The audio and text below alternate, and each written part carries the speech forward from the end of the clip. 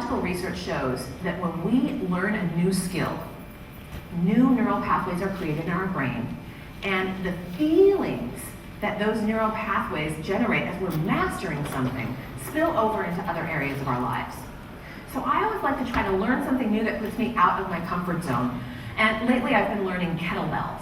So if you learn a new skill, and I know what you're thinking, wow, she looks different with her hair up. That's not me. That's not me. Then we move into conscious competence, where we can do something, we have to think about it, but we can do it well. And then we move into unconscious competence, where we're doing something really well and we don't have to think about it. What I want to challenge you today, for those of you who have been doing your job for a long time and are really good at it and don't even have to think twice about it, I want you to back up to conscious competence and examine what is it about your job that you do so well? How is it that you do it so well? And where can you work the margins to do it even better? Hi, I'm Janelle. Hi, I'm Monica. How are you? I'm great, Monica. It's nice to meet you. Isn't it a beautiful day today? Oh, it's wonderful. So when I was getting dressed this morning, I was trying to decide, like, do I wear the blue jacket or do I wear the red jacket? And, like, will I be too hot if I wear a jacket because will the air conditioning be enough? You know what I mean? And then, you know, I wore this jacket when I was interviewing for promotion, and yeah, I got the promotion, and oh my gosh, it's like now I get to be at like the big table with like the really important people. Do you know what I mean? Oh. All right. So how's that working? Okay, specifically, what's wrong with that? It's all about me.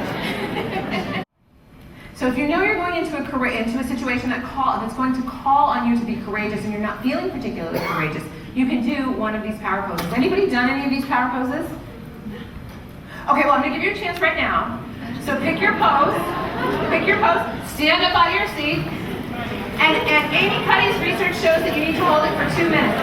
So we're not going to hold it for a full 2 minutes. I want you up out of your seat, pick a pose. And so when you are called upon to be confident and to be competent and to be courageous and you're not feeling the courage, head into a closet, a broom closet, head into the women's room or the men's room, go in a stall, close the door, and do your power pose for 2 minutes. Biology standpoint, this was because when our ancestors needed to run from a predator and climb a tree or whatever they needed to do to get out of harm's way, they needed their body firing on all levels. They didn't need their brain to think critically about, you know, what will I taste like when this tiger eats me? No, they needed to just run and climb the tree. Pam is so good as a listener. Here's how a typical conversation with she and I go.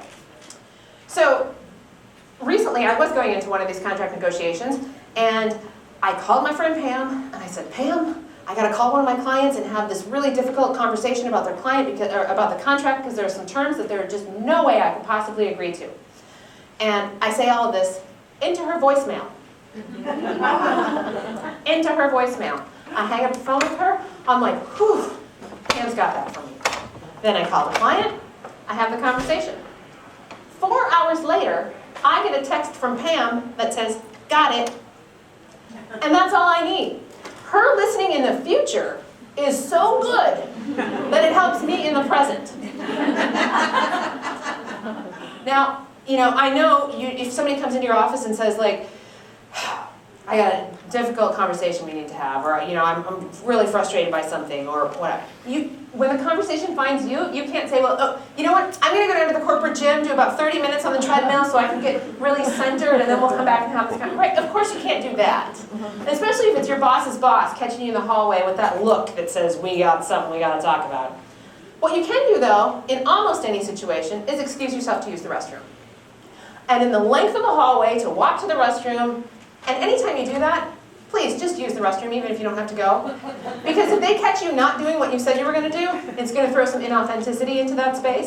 So even if you're taking the walk to the restroom just to get a little bit of exercise to clear some of that, to clear your emotions a little bit, just still go do what you said you were going to do. Or if it's to go refill your water bottle or your coffee cup, do what you said you were going to do. But a little bit of exercise can go a long way in giving you both some physical distance as well as a little bit of chance to clear some of that brain chemical mix. But you want to be as clear in that, from an emotional state as possible so you can be really, really present in that conversation. So I'm going to start that conversation with a fact. And that fact might be something that, tell me your name? Catherine. Can I use you for this, Catherine? All right. So I might say, Catherine, you've worked in our organization for what? It's 18 months now, right? Yes. Okay. So I started with a fact. It's generally agreeable. Did you see what she did?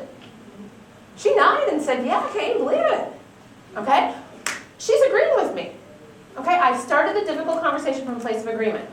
So we want those questions to not be statements thinly veiled as questions.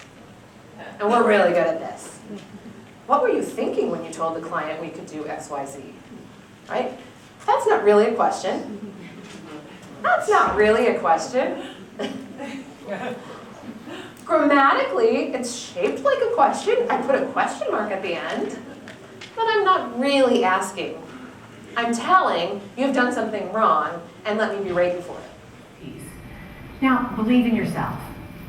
To be confident, you have to believe in yourself. And I want to challenge you that if you look in the mirror and you see something like this, you need to call me because you're seriously delusional. Okay? When you look in the mirror, you should see something that looks more like a true likeness of what you look like. Believe in yourself, not in some inflated version of yourself.